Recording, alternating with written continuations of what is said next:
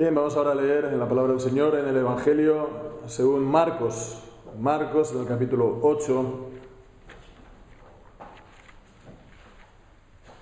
los versículos del 13 al 21.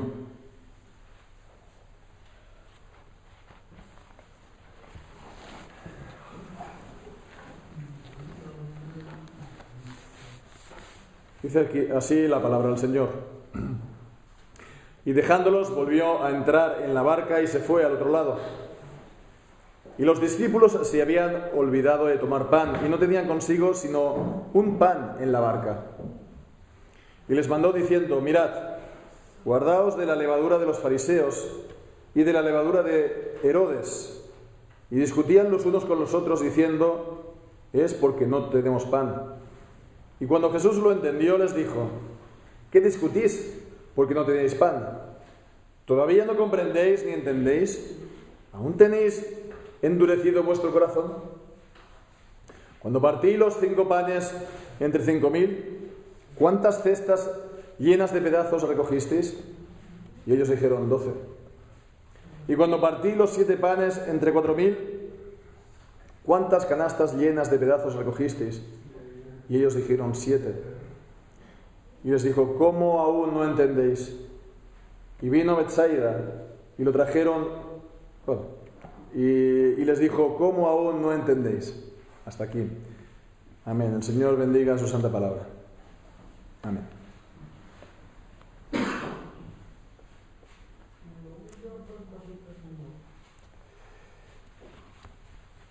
Muy bien, pues la semana anterior estábamos considerando la respuesta de nuestro Señor Jesucristo a esa demanda de una señal, ¿no? De una señal que lo, podríamos decir, que lo autentificara o que lo confirmara como un verdadero profeta de Dios. Esa demanda que hicieron los fariseos. Y sobre todo nos estuvimos quedando en esa respuesta tan fuerte que tuvo el Señor Jesús, porque de hecho él estaba empleando una fórmula de juramento, ¿no? Una fórmula de juramento claramente que provenía del hebreo. Y bien, pues también veíamos cómo esto se ligaba también con el Salmo 95, que es un salmo de alabanza, un salmo de adoración al Señor, pero también hace referencia al pueblo de Israel, también hace referencia pues a la incredulidad del pueblo y al rechazo de entrar a Canaán, ¿no? Bajo la dirección de Moisés.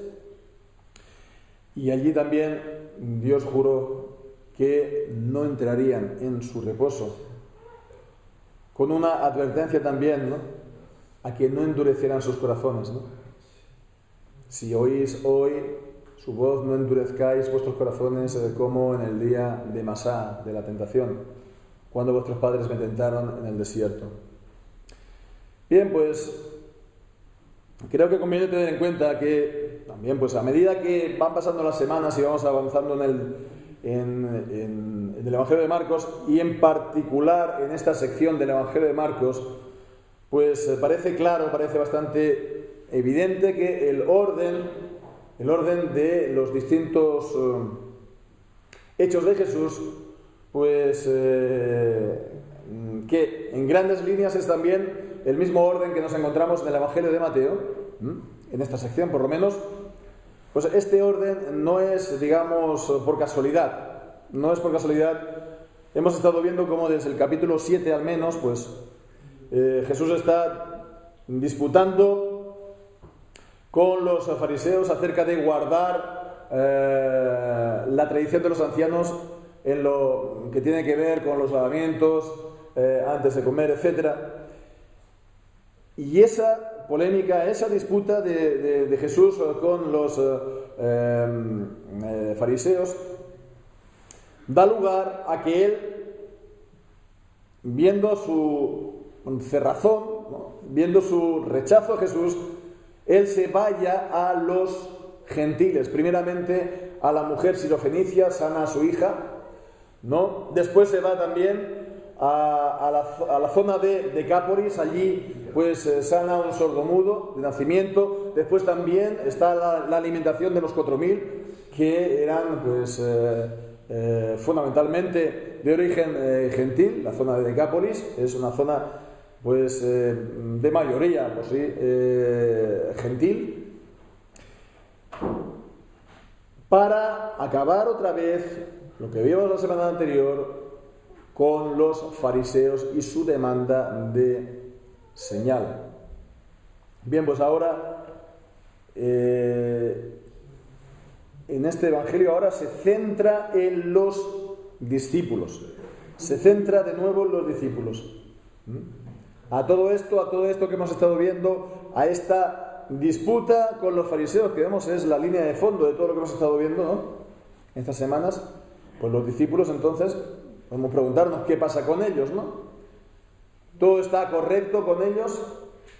Ellos siguen a Jesús, en el sentido de que siguen lo que Él dice, es decir, que ellos comprenden lo que Jesús está haciendo, ellos comprenden lo que Jesús dice, lo que hace, ellos comprenden lo que están pasando delante de ellos, lo que ellos están viendo, lo que ellos son testigos. Pues bien lejos de esto, al contrario. Los discípulos también han de hacer atención. Los discípulos han de hacer atención. Los fariseos que están enfrentados a Jesús, vemos, y aquí también aparece, lo vamos a ver, otro partido, los de Herodes, los herodianos, pues estos no solamente es para ellos, para los discípulos, un peligro exterior, no tan solo. No es tan solo el bando contrario a Jesús y sus enseñanzas. Representa un peligro también de lo que ellos incluso pueden llegar a ser por su falta también de comprensión acerca de Jesús y acerca de sus palabras y de sus obras. Y esto se ve, pues, primeramente y antes que nada, en la exhortación que hace el Señor Jesús en el versículo 15, cuando le mandó diciendo: guardaos de la levadura de los fariseos y de la levadura de los de Herodes.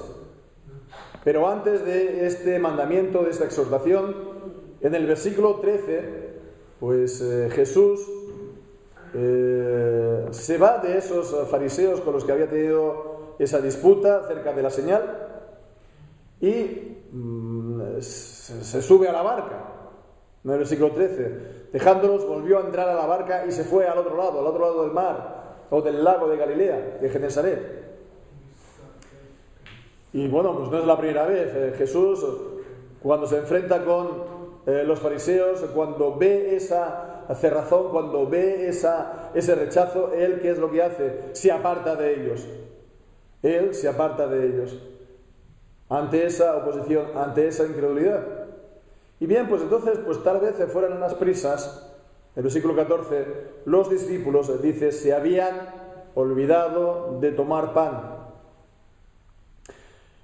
Se habían olvidado de tomar pan y no tenían consigo sino un solo pan en la barca para todos los discípulos, y era Jesús, y los 12 eran 13, un solo pan, pues a todas luces era insuficiente.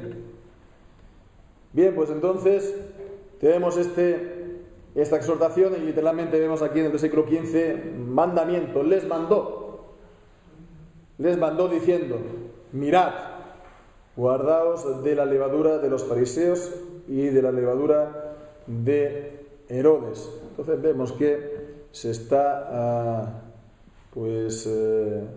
refiriendo acerca de la levadura. Aparece pues 2 veces, ¿no? La levadura, esta cosa que se echa, ¿no?, al pan para que el pan suba, no crezca en el horno. Bueno, antes también no tenía que subir. Y bien, pues entonces obviamente esto es una ilustración, es una imagen, ¿no? Ya sabemos que Jesús utilizaba muchas imágenes, parábolas, historias, y aquí utiliza la de la levadura. ¿Y qué le podría venir a los discípulos a la mente hablando de levadura? Siendo judíos como eran. Pues por el trasfondo religioso de ellos, por ser judíos, por el trasfondo bíblico del Antiguo Testamento, a todo buen judío, al hablar de levadura, se le tiene que evocar la salida de Israel de Egipto, ¿no? Y la Pascua, la celebración de la Pascua, desde entonces, que se repetía cada año, ¿verdad? ¿Por qué? Pues porque entonces se comían panes sin levadura. La salida de Israel de Egipto y la Pascua, que encontramos el relato en el libro de Éxodo, en el capítulo 12. En el capítulo 12 de Éxodo, y entonces en el versículo 8, allí leemos el mandamiento de Dios. Dice: aquella noche comerán la carne asada al fuego y panes sin levadura, con hierbas amargas lo comerán.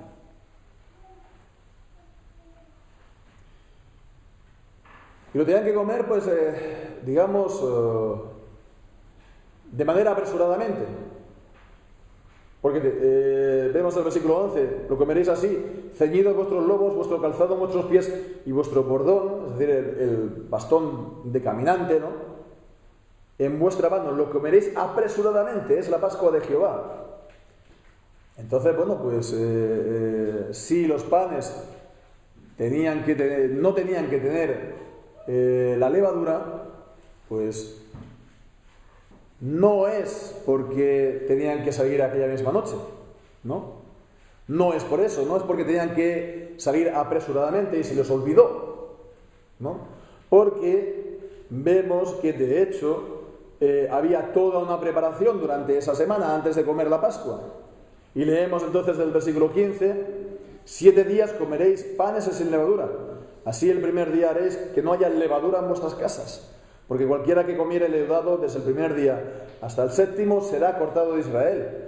Lo mismo también en el versículo 18: el mes primero comeréis panes sin levadura desde el día 14 del mes por la tarde hasta el día 21 por la tarde. También en el versículo 19: por 7 días no se llevará levadura en vuestras casas. E incluso también en el versículo 20: ninguna cosa leudada comeréis, en todas vuestras habitaciones comeréis panes sin levadura. Por lo tanto, no era solamente un olvido, formaba parte de esa preparación para tomar la Pascua. Entonces vemos que el significado de la levadura, por lo tanto, durante todo esto era, pues, todo aquello que tenían que dejar, ¿no?, para salir de Egipto. Todo aquello que tenían que dejar de su tiempo de esclavitud bajo Faraón, ahora que van a ser redimidos y que van a ser, pues, siervos del Señor. Por lo tanto, pues, está hablando del mal que ellos, pues, también, pues, han estado, pues, recibiendo. Esa levadura, pues, les había también afectado a ellos y, pues, tenían que purificarse o santificarse de eso, apartarse de todas estas cosas, ¿no? Y es así también el significado que encontramos, el sentido que encontramos en el Nuevo Testamento de la levadura. En particular lo vemos en Primera de Corintios, en el capítulo 5. Primera de Corintios, capítulo 5, versículos 7 y 8.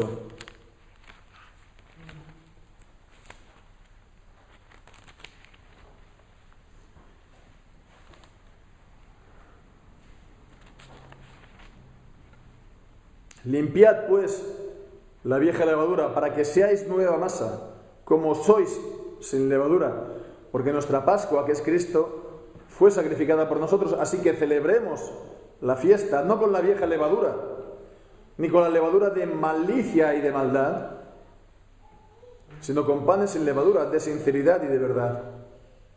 Panes sin levadura, pues vemos, está hablando, por lo tanto, la levadura haciendo referencia a la malicia, a la maldad, ¿no? el mal, el pecado, la corrupción. Y bien, ¿por qué esa idea de levadura? ¿Por qué se emplea entonces esta ilustración, esta imagen? Pues, bueno, ya hemos dicho, ¿no? La levadura se echa al pan y ¿qué es lo que hace? Afecta toda la masa. Afecta a toda la masa en su conjunto. No es que, pues, afecta solamente a un trozo del pan, ¿no? Y el otro que queda. No. Orgánicamente todo el pan se infla, ¿no? Más o menos, pues, dependiendo de las circunstancias, del calor o de lo que sea, del horno. Pero es todo el conjunto, todo el pan, toda la masa. Y es lo que también Pablo está destacando aquí en 1 Corintios, en el capítulo 5, en el versículo 6. Cuando dice, no es buena vuestra jactancia, ¿no sabéis que un poco de levadura leuda toda la masa, toda la masa? Y es también lo que dice Pablo en Gálatas, en el capítulo 5 y en el versículo 9. Ahí está hablando también, pues, de la herejía, cuando en el capítulo 5 está hablando del pecado. Y ahí pues leemos, un poco de levadura leuda toda la masa.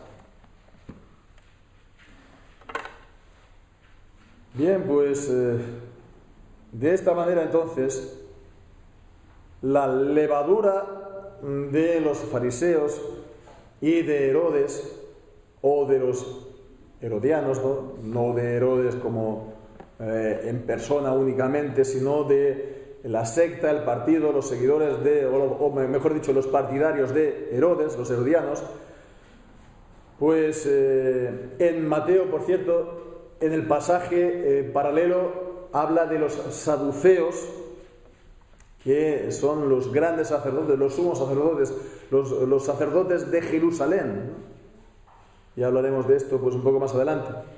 Pues entonces la levadura de los fariseos y de Herodes, o saduceos, pues está hablando de ese mal que, proveniente de ellos, se puede insertar, se puede introducir en los discípulos y pueda echar perder la fe de los discípulos, pero no solamente a título individual cada uno, sino también todo el conjunto, toda la masa, todo el grupo. Entonces, ¿a qué se refiere, por lo tanto, esta levadura? ¿A un mal moral? Bueno, podría ser, y hay algunos comentaristas que pues están hablando, pues, por ejemplo, de los fariseos acerca de la hipocresía, y acerca de los de Herodes. Bueno, ya sabemos la vida que llevaba Herodes, ¿no? Que no era una vida pues muy recta, muy moral, por lo tanto, personas de moral relajada, ¿no? Por así decirlo, pecaminosos, ¿no? Mundanos. Herodes con su adulterio, con su asesinato, etcétera, etcétera. Pero, si miramos el pasaje paralelo en Mateo capítulo 16, en el versículo 12, ¿qué encontramos ahí? Ahí vemos la explicación de Jesús. Y creo que pues la tenemos que tener en cuenta. Entonces entendieron que no les había dicho que se guardara de la levadura del pan, lo entendieron los discípulos, sino de la doctrina de los fariseos y de los saduceos. Vemos, aquí habla de los saduceos. La doctrina de los fariseos y de los saduceos. Fariseos y saduceos. Y los fariseos y los saduceos a menudo aparecen estos dos grupos juntos, ¿no? En especial en Mateo, pero en realidad eran dos polos opuestos. Eran dos polos opuestos en Israel, en los judíos, ¿no? Los fariseos, podríamos decir, es el partido nacionalista religioso. Nacionalista, sobre todo. Es el partido celote. Es el partido celote. El partido celoso de mantener la identidad judía en un contexto de dominación política. De mantener la tradición de los ancianos, ¿no? las costumbres, ¿no? Los ritos, las fiestas, en fin, todo lo que es la identidad del pueblo. Y en cuanto a religión, hombre, pues ellos tenían una parte de creencias que eran correctas. Por supuesto, creían en Dios, creían en la palabra, que la palabra o la Biblia era palabra de Dios. Creían en lo sobrenatural, creían en la existencia de espíritu, creían que habría una resurrección al final, creían todo esto. No eran, por lo tanto, un partido, pues, digamos, incrédulo, ¿no? O, liberal, que no creen en nada, ¿no? No. Ellos, pues, tenían esta creencia correcta en doctrinas muy fundamentales, pero sí, de la palabra, y se le tiene que reconocer. Pero para ellos era más que nada una cuestión de identidad, como he dicho. Una identidad como hijos de Abraham, como hijos del pueblo judío. Así, por lo tanto, su religión no era las doctrinas de la salvación. Era un moralismo, era un legalismo, ¿no? Y pues ahí se da poco lugar, por supuesto, para la gracia de Dios. Pero era entonces algo, pues, para el conjunto del pueblo, ¿no? En su conjunto, ¿no? Como tal. Bien, pues ya digo, hoy en día pues es fácil, ¿no? de establecer pues parecidos, ¿no? Con lo que está pasando, ¿no? Etcétera, ¿no? Allí donde hay pues una exaltación nacionalista, allí donde hay pues esta cuestión de identidad, etcétera, pues podemos ver algo reflejado en todo esto. Y por otra parte, los saduceos. Bueno, ya digo, los saduceos es una palabra que proviene de la palabra Sadoc, es el nombre Sadoc, saduceos. Entonces está haciendo referencia, por lo tanto, al grupo selecto de los sacerdotes en Jerusalén, del sumo sacerdote y pues de otros subalternos, pero bueno, en fin, en todo caso, todos juntos formaban, podemos decir, la aristocracia religiosa del momento. Una aristocracia religiosa que estaba en estrecho contacto con el poder político. Herodes. Entonces, pues, bien, visto desde el punto de vista político, era el partido que apoyaba a la monarquía, Herodes. Una monarquía que era de origen pagano, gentil. Era edomita. Y además era vasallo, Herodes, la descendencia, ¿no? La dinastía, era vasallo, además de los romanos, que también eran entonces paganos y eran invasores, dominadores extranjeros. Para ellos entonces la cuestión la religión se centraba al culto en el templo y poco más, ¿no? Los fariseos eran los que, por así decirlo, dominaban las sinagogas. Los saduceos eran los que dominaban el templo en Jerusalén. Y ellos, pues, en cuanto a religión, pues también el polo opuesto, porque ellos eran, pues sí, descreídos, ¿no? Ellos no creían en ángel, ellos no creían en espíritu, ellos no creían en resurrección, ellos eran materialistas, ellos no. Sí, pues su religión consistía simplemente en el cumplimiento de sus tareas sacerdotales y ya está. Y bien, pues entonces, ¿qué tiene que ver aquí todo esto con Herodes, no?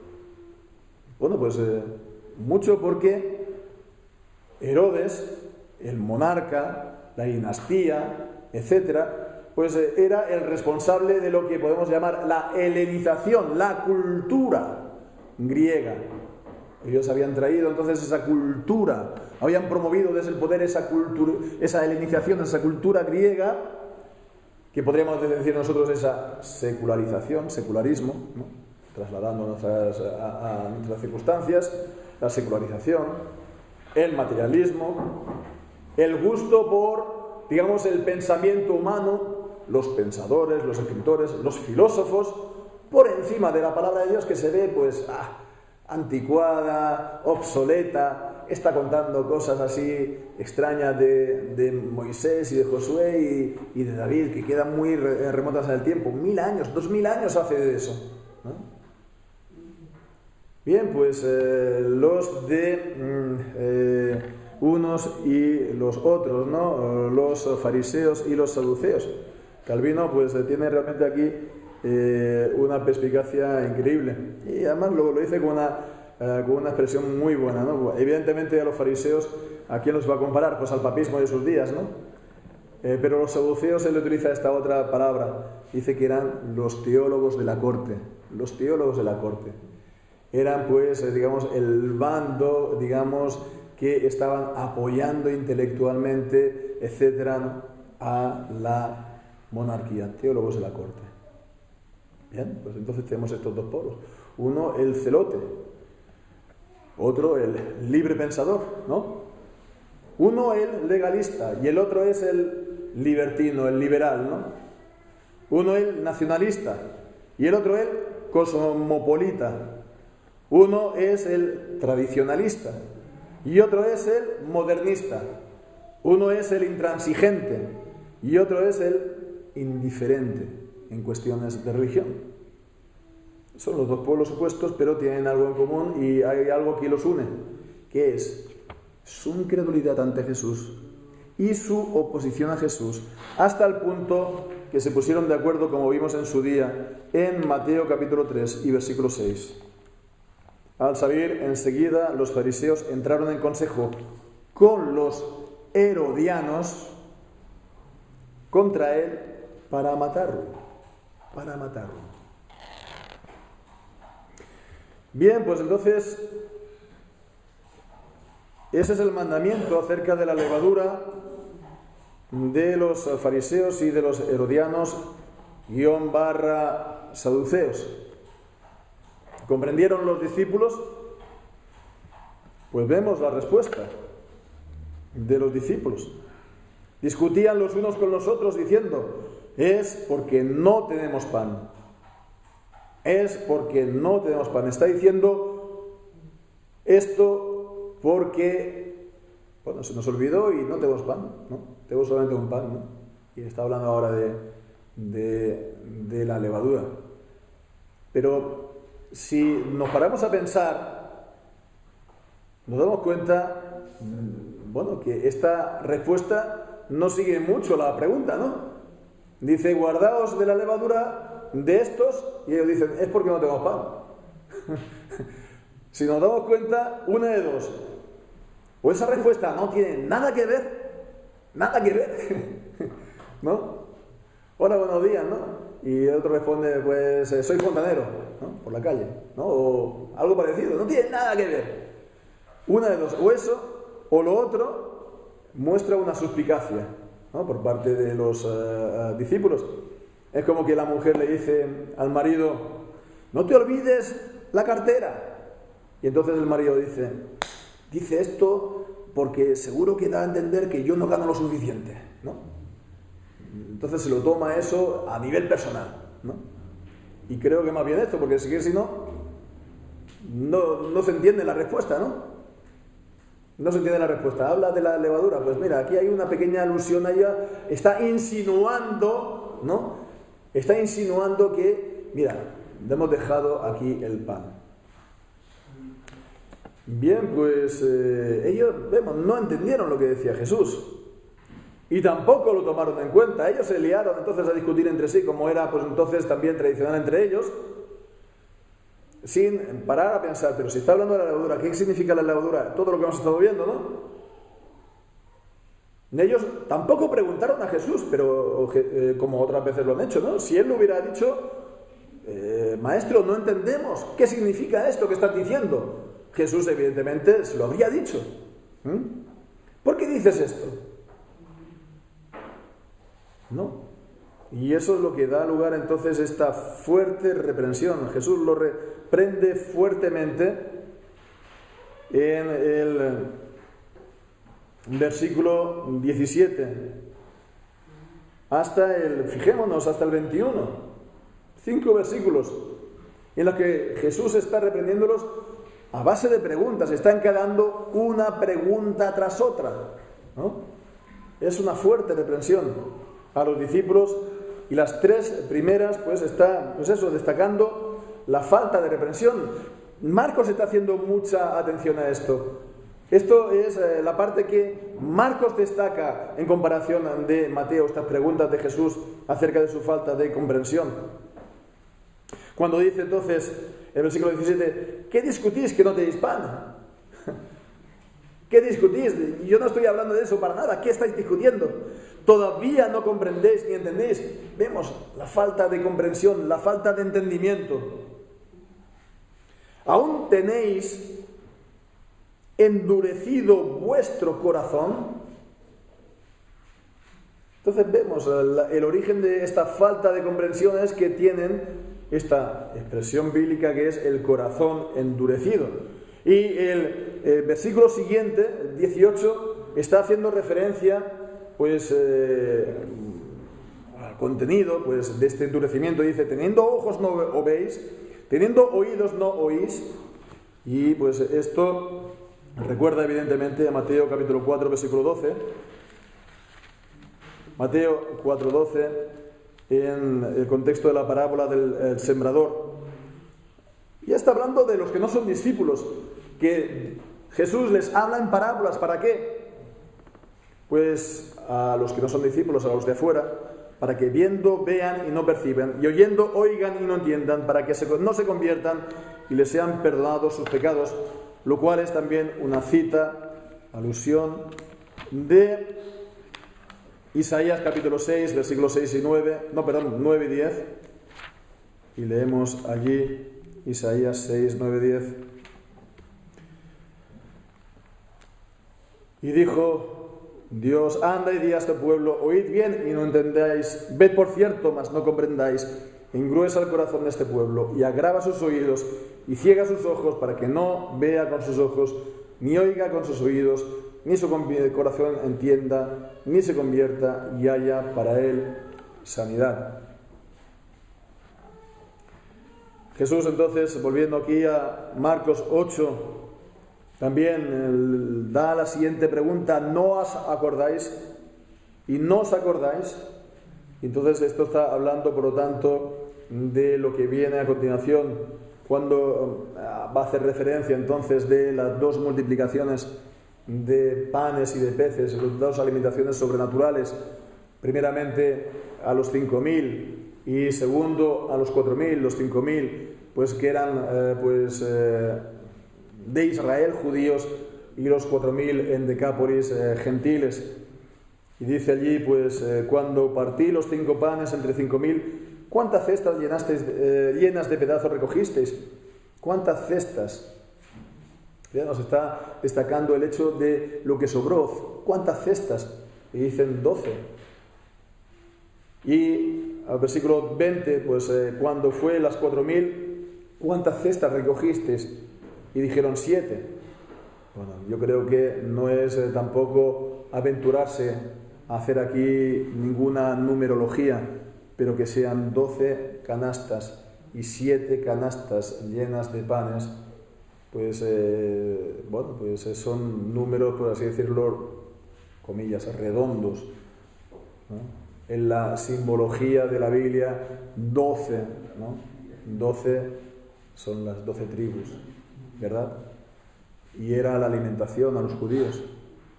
Y la alimentación a los gentiles eran 7. Está hablando, por lo tanto, también de la totalidad de las naciones. Con lo cual, pues, él está, por un lado, confirmando que son, como vimos en su día, ¿verdad?, 2 alimentaciones distintas, ¿no? No es un error, ¿no? Son 2 alimentaciones distintas. Está confirmando eso, sí, por supuesto, pero él está confirmando además que él es el Dios Todopoderoso, que él puede, pues, proveer, que él puede multiplicar lo poco, que él de lo poco puede dar a lo mucho, como de la misma manera que él hizo el todo a partir de la nada, solamente existía él y él mandó y fue hecho. Él muestra así, Jesús además, que Él es misericordioso, Él tenía compasión de esa multitud. Él pues es capaz de suplir las necesidades. De manera que sobreabunde, ¿no? Y aún sobre 12 y 7 canastas, ¿no? Pero con estas señales Él está dando a entender más aún, porque son señales. Está mostrando que Él es el verdadero pan de vida. Él es el que da vida eterna, como dice Juan capítulo 6 para la alimentación de los 5.000. Da vida eterna a aquel que se alimenta de Cristo, se alimenta por la fe de Él. Él es más que el pan del cielo, porque el pan del cielo lo comieron la gente en el desierto, ¿verdad? Y murieron, pero Jesucristo es aquel que da la vida al mundo, a los judíos primeramente, pero también al griego. Y bien, por lo tanto, ¿qué les viene a decir Jesús con toda esta instrucción, ¿no? Con todas estas palabras, con ese mandamiento, con esa reprensión? Bien, pues en primer lugar vemos, los discípulos no entienden la palabra de Dios, no entienden las enseñanzas de Jesús. Están de continuo con Él y lo sirven y lo obedecen, sí, pero no los entienden, no lo entienden. Tienen aún endurecido el corazón, como dice el versículo 21, y así acaba. ¿Cómo aún no entendéis? ¿Cómo aún no entendéis? Bien, pues que los discípulos no entendieran a Jesús, hemos de verlo que es algo perfectamente natural, en el significado de la palabra natural, porque el hombre por naturaleza no entiende las cosas que son de Dios. Primera de Corintios, el capítulo 2, versículo 14. Mas el hombre natural no recibe las cosas que son del Espíritu de Dios, porque le son locura, y no las puede entender, porque se han de juzgar espiritualmente. Las cosas que son de Dios, su palabra, por naturaleza nosotros no lo entendemos. Todos los hombres, y nosotros también por naturaleza, no las entendemos. ¿Y eso por qué es? Por el endurecimiento del corazón, por cómo el pecado ha cegado nuestro entendimiento, de manera que no entendemos la palabra del Señor. En Efesios capítulo 4 y versículo 18, y allí leemos: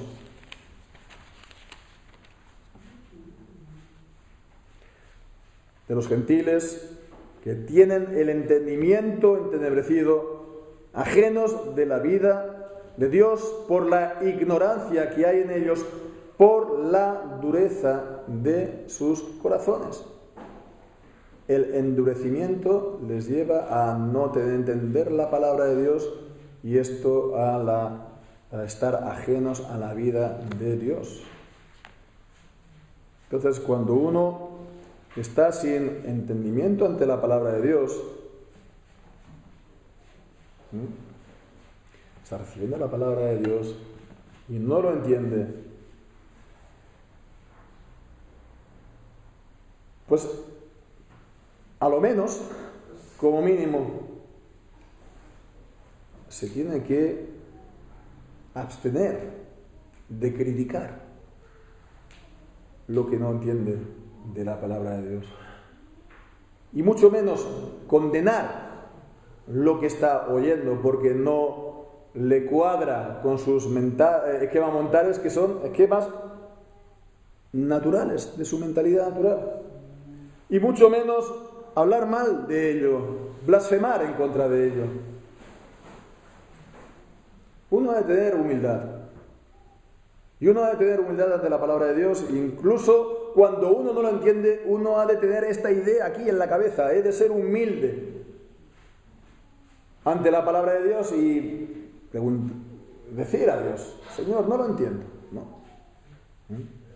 Señor, alumbra mis ojos, ¿no? Dame entendimiento, dame comprensión, pero no hacer pues esto, ¿no? Como hicieron los fariseos y los saduceos, que evidentemente, obviamente no lo entendían, ¿no? Pero se volvieron en contra de Jesús. Y se tiene que hacer pues atención cuando se está hablando la palabra de Dios, cuando se está diciendo pues acerca de los mandamientos de la ley de Dios, o de la doctrina del Evangelio, o de la doctrina de salvación del Evangelio. Si uno no lo entiende, ¿no?, lo que se está diciendo, lo que se está enseñando, no ponerse en contra, porque el riesgo es el endurecimiento. El riesgo es que uno que sea pues discípulo se convierta en fariseo, y se convierta en saduceo, y se convierta en enemigo. Porque si no se comprenden las Escrituras, ¿cómo se va a comprender la gloria de Cristo? Porque Cristo se nos es revelado en las Escrituras, y las Escrituras dan testimonio de Él, y las Escrituras enseñan de la gloria de Cristo. Toda la Escritura, Antiguo Testamento y Nuevo Testamento, desde Génesis hasta el Apocalipsis, nos habla de Dios y nos habla de Cristo, de su gloria como el único mediador entre Dios y los hombres, el único y no hay otro. Él es el profeta, el sacerdote y el rey. Es el rey de la iglesia, obviamente. Él es la cabeza del cuerpo que es la iglesia, y Él ha de gobernar el cuerpo por medio de sus oficiales, sí, pero sus oficiales han de ajustarse a su palabra para que Él sea el rey que gobierne por medio de ella. Porque a la medida que ponemos otras cosas por en medio, ya estamos empezando a gobernar nosotros en su lugar. Pero Él es el rey del universo, y como el mediador, Dios le ha dado, el Padre le ha dado, por su obediencia hasta la muerte y muerte de cruz, el dominio de todo el universo. Y Él se ha sentado a la diestra del Padre, y Él gobierna todas las cosas por la palabra de su poder. Él es el Rey de los reyes, y Él es el Señor de los señores. Y Jesucristo, a Jesucristo le pertenece toda la gloria y toda la honra, ¿no? Y se podría, pues, por ejemplo, sacar analogías, o se podría, por ejemplo, pues sacar, no analogías, no, sino ejemplos, ¿no? A lo mejor hay gente que no entiende que Jesucristo es el Rey de reyes y el Señor de señores, hoy. Y que los reyes y que los señores, por lo tanto, tienen que estar sometidos a Él. Y que han de, pues, besar al Hijo, como dice el Salmo 2. Y que han de someterse a su palabra. Y a lo mejor van a decir: no, es que esto no lo entiendo porque no está en mis ideas en las que he sido yo educado de pequeñito, en la escuela, o en las ideas en las que se me ha enseñado en mi iglesia evangélica, ¿no? Tiene que haber, pues, no sé, no hay que, se tiene que acabar, pues, siendo aquí, pues, ¿cómo diríamos nosotros, ¿no? Pues la separación iglesia-estado, el laicismo, ¿no? Si hacemos esto, pues, ¿qué estamos imponiendo nuestra moral, ¿no? Como siempre se nos dice, ¿no? El peligro, por lo tanto, y es un ejemplo, es que estén pasando a criticar, a atacar aquello que no entienden de la palabra de Dios. Y no entienden de la palabra de Dios porque tienen todavía su corazón tardo, torpe, engrasado, ¿no? Insensible. Entonces, sobre todo, hay que guardar esa humildad ante la palabra de Dios. Humildad ante el Señor. No es el nombre lo que cuenta, ni evangélico, ni reformado, Fijémonos que ellos por nombre tenían el de discípulos, estaban con Jesús. Y lo que cuenta al final es la humildad y la reverencia ante la palabra de Dios. Y ese es el primer paso, hasta que lleguemos al final a la comprensión y el amor de la palabra. Y necesitamos necesitamos del Señor y estamos en dependencia del Señor a cada momento y a cada paso de todo este proceso. Y mientras tanto, por supuesto, hemos de guardarnos de estas levaduras, de las de los fariseos y de los saduceos, y de todas levaduras que nos puedan hacer apartar. Nos tenemos que apartar de las levaduras de igual modo que nos tenemos que guardar de los ídolos, dice 1 de Juan. Porque nuestro corazón ha de ser íntegramente para el Señor. Ha de ser un corazón que lo siga plenamente a Él. Porque Él, Jesucristo, Él no merece, Él es el digno, el Cordero que fue inmolado. Él es el digno, como dice Apocalipsis, ¿no?, de recibir la gloria, la honra y el honor. Pues que así sea. A su nombre sea la gloria, juntamente con el Padre, con el Espíritu Santo, para siempre. Amén.